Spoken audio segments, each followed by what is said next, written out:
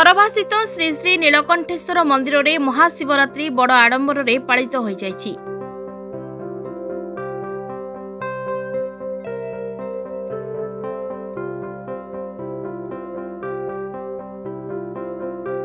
ए धार्मिक उत्सव में हजार संख्यार श्रद्धालु भिड़ रही।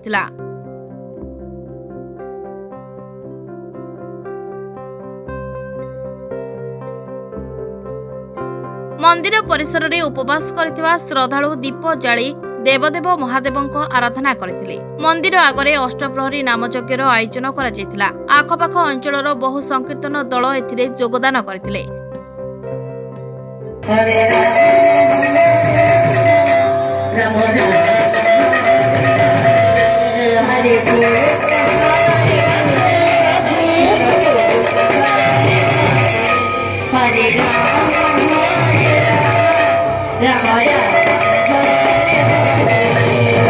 हरि नामरे कंपी उठुतिला तरभा सहर।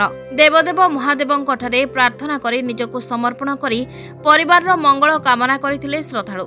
समस्त रीतिनीति सह विलंबित राति आलती परे श्री श्री नीलकंठेश्वर बाबा महादीप उठिथिला। Bureau report BTV Odia.